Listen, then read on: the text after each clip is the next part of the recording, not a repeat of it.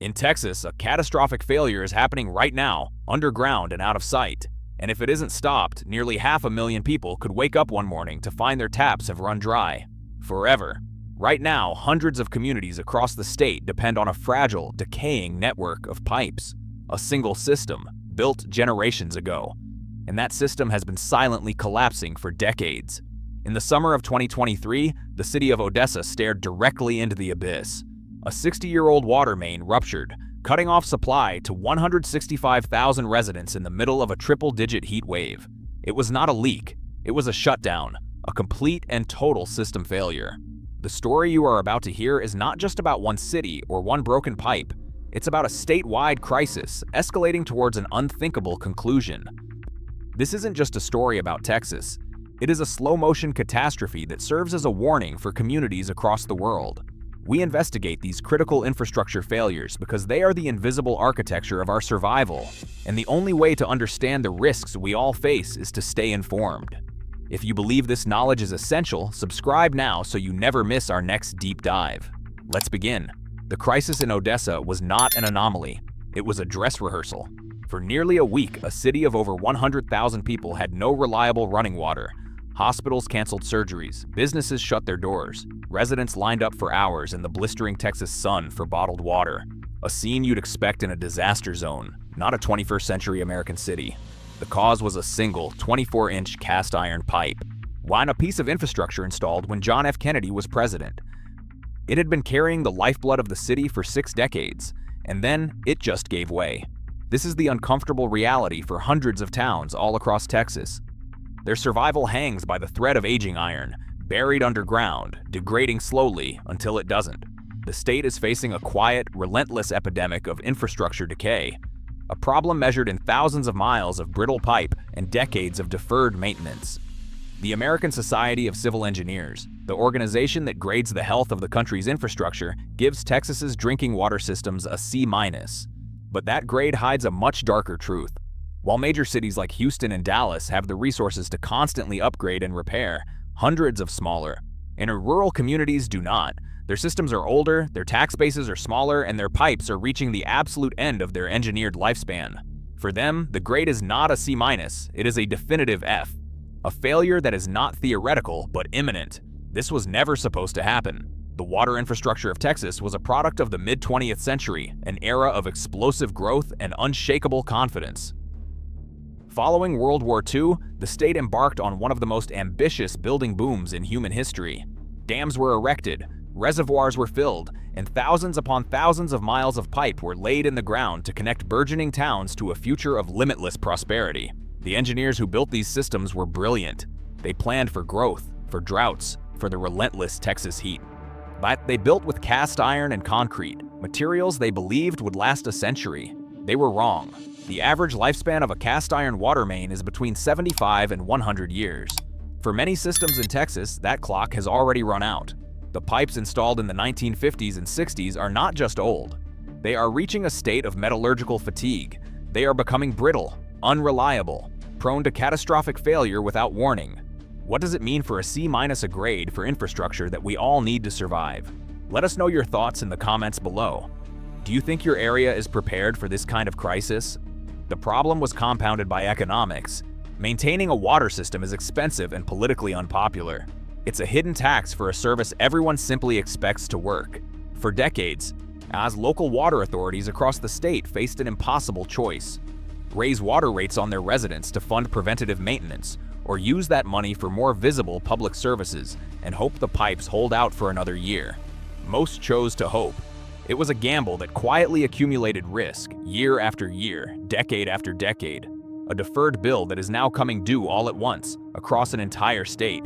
The Texas Water Development Board estimates that the state needs over $60 billion in the next 20 years just to bring its existing water systems up to standard, not to expand, not to build for the future, just to stop the systems we have now from completely falling apart. To put that number in terms that mean something, it is more than the entire annual state budget of Arizona. For pipes, buried pipes that no one ever sees. And that $60 billion figure is already considered an optimistic estimate by many engineers on the ground. The reality is, for many small towns, the cost to replace their entire water system is more money than the town itself is worth. It is an impossible equation, a mathematical certainty of failure. The failure mechanics are both simple and terrifying. Underneath the streets of a typical Texas town lies a complex web of pipes, some wide enough to crawl through, others no bigger than your arm. The oldest of these are made of cast iron, a material that was revolutionary for its time but has a fatal flaw: it rusts, from the inside out and the outside in. Over decades, water chemistry and soil conditions create a slow, corrosive reaction. Tubercles, or small iron oxide buildups, form on the inside of the pipe, restricting flow like plaque in an artery. The pipe walls become thinner, more fragile. This gradual weakening is invisible. It can't be easily inspected without digging up entire sections of street. So, the first sign of a problem is often the last. A sudden pressure change in the system, a phenomenon engineers call a water hammer, can send a shock wave through a brittle pipe, causing it to shatter. The ground shifts, putting stress on a joint that has been weakened by 70 years of corrosion. A construction crew digs too close to a main line they didn't know was there. The result is the same: a geyser of water erupting from the pavement, a sinkhole swallowing a street, and for the people at the end of that pipe, the abrupt loss of the single most essential service in modern life.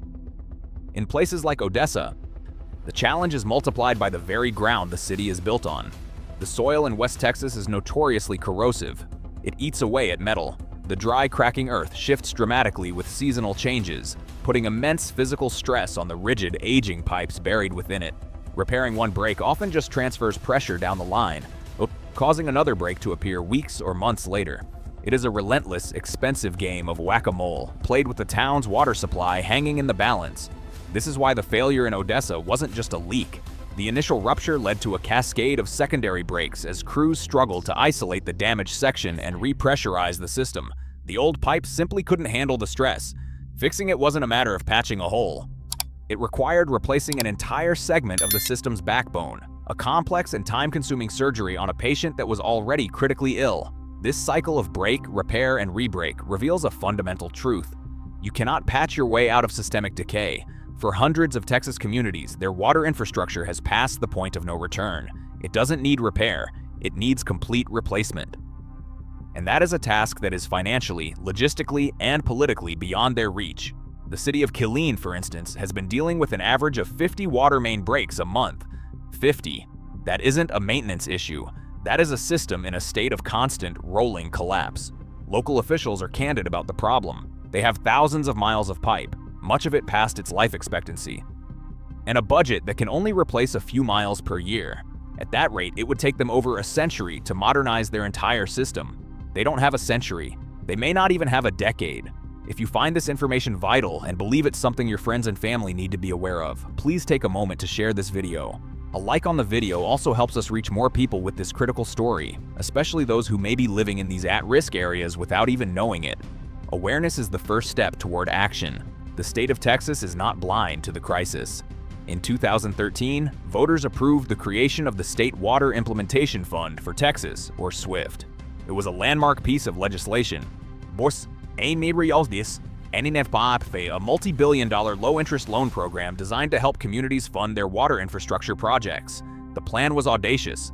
The goal was simple: to provide the capital that local municipalities desperately needed to start fixing their crumbling systems before it was too late.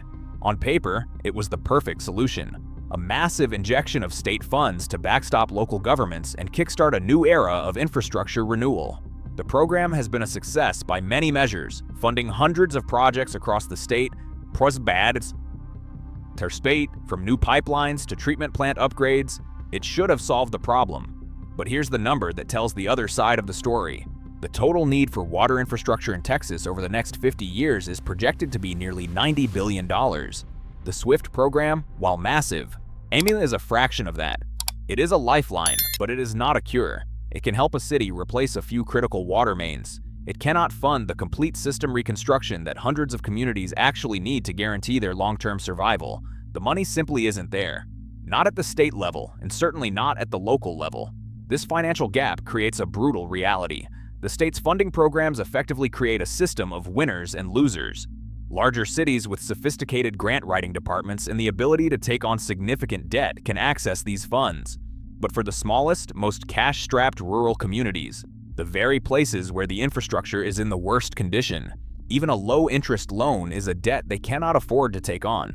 They are trapped, too poor to fix their systems, and too small to command the political attention needed to secure a bailout. They are left to manage the decline, patching breaks as they happen, issuing boil water notices, and praying that the next failure isn't the one that shuts them down for good. For these towns, the future of water is not one of state-of-the-art infrastructure. It is a future of bottled water, of water trucks, and eventually, of abandonment. A place where a modern city simply cannot function because the most basic system of all has failed. The uncomfortable truth is that the engineering problem is also a political one. For decades, the narrative in Texas has been one of growth. Low taxes, minimal regulation, endless opportunity. It's a powerful formula that has drawn millions of new residents and thousands of businesses to the state. But that growth has a hidden cost. It has relentlessly strained an infrastructure network that was never designed to support the population it has today. And the political will to invest in the unglamorous, expensive work of maintaining that network has consistently lagged behind the desire to fuel more growth. The result is a state with some of the most dynamic modern cities in the world, built on top of a foundation that is quietly rotting away. Then, just as the true scale of the infrastructure crisis was becoming clear, something else began to change. The weather. The stable climate patterns that Texas had relied on for a century started to become unstable. And that instability is accelerating the collapse. The new climate reality in Texas is one of violent extremes. The state now swings wildly between prolonged and record-shattering droughts and unprecedented catastrophic floods. Both are a nightmare for aging water infrastructure. During a drought, the ground hardens and shrinks. In areas with clay soil, this movement, known as subsidence, puts enormous stress on buried pipes. Joints that were already weak are pulled apart. Brittle cast iron, already stressed by decades of corrosion, can snap under the strain. The surge in water main breaks across Texas directly correlates with drought intensity. The drier it gets, the more the ground moves and the more the old pipes fail. It's a vicious cycle. The time you need your water system to be most reliable is the exact time it is most likely to break. Then comes the other extreme, a deluge. Events like Hurricane Harvey in 2017 showed a different kind of vulnerability. The storm dropped more than 50 inches of rain on the Houston area, an amount of water so vast it literally depressed the Earth's crust. This isn't just about flooding streets. It's about overwhelming the entire water management system. Water treatment plants are inundated with floodwaters, contaminating the public supply and forcing widespread shutdowns. Runoff from flooded industrial sites and agricultural lands introduces a cocktail of chemicals and bacteria into the source water that the plants were never designed to handle. The pressure from saturated soil can cause underground pipes to shift or even collapse. The storm surge from the coast can push saltwater miles upstream, contaminating freshwater intakes for days or weeks. The infrastructure built for the 20th century Texas climate is simply not engineered to withstand the 21st century's volatility. It was built for a predictable world, and that world is gone. This new reality forces a question that goes far beyond engineering. How do you plan for a future when the baseline itself is constantly shifting? How do you build a water system that can survive both a record drought and a record flood in the same decade? The cost of building that kind of resilient infrastructure is astronomical, far beyond even the most dire estimates for just replacing the old pipes. It requires a complete reimagining of water management. Not just bigger pipes, but smarter systems. Distributed networks, advanced leak detection technology, and integration with natural systems like wetlands and aquifers to buffer against extremes. It is a vision for a resilient Texas. And it is a vision that right now is a world away from the reality of a 60-year-old cast iron pipe failing under the streets of Odessa.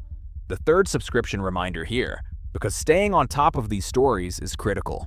The problem we're discussing now will be in the headlines tomorrow. Subscribing ensures you're always ahead of the curve, armed with the context that matters.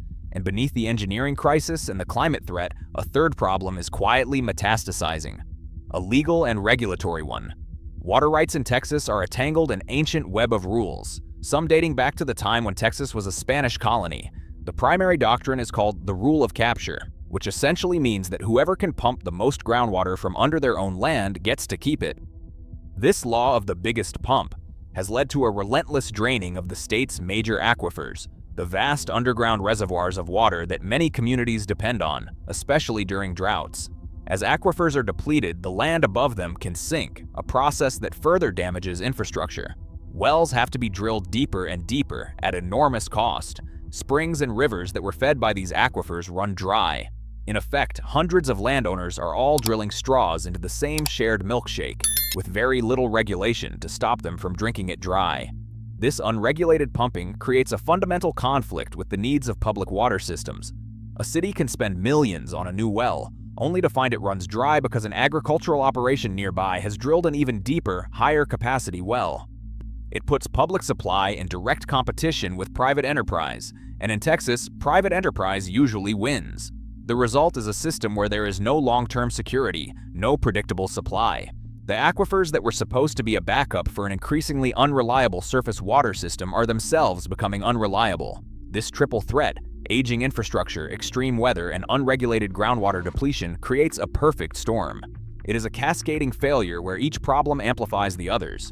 The old pipes are more likely to break during a drought, which is also when you have less surface water and are more reliant on a depleting aquifer.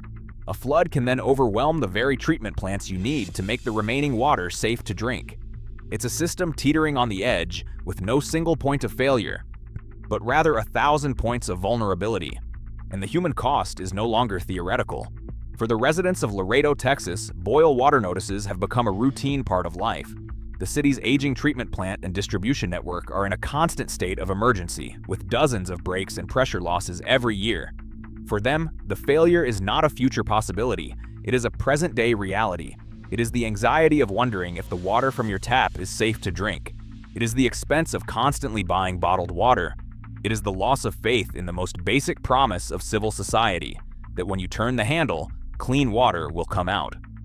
The state government's response, while well-intentioned, is fundamentally mismatched to the scale of the problem. They are trying to patch a hemorrhage with band-aids. The loans from the SWIFT program are a vital tool, but they cannot solve a crisis of this magnitude on their own.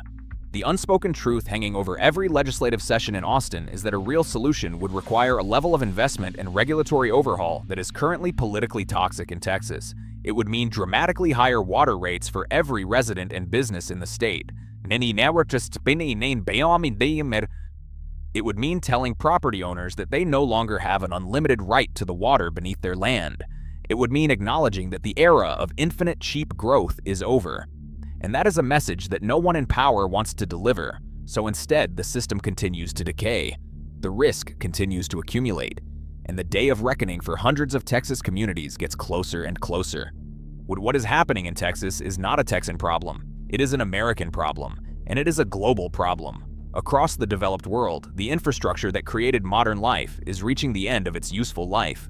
The pipes, the grids, the bridges, the dams, they were built by our grandparents with the assumption that future generations would maintain and replace them. We have not. We have enjoyed the benefits of their investment without making our own, and now the bill is coming due. Texas is simply on the front line. Its combination of rapid growth, extreme weather, and a political culture that resists regulation and long-term investment makes it the canary in the coal mine for the rest of the country. The collapse of the water system in a small Texas town is not just a local news story.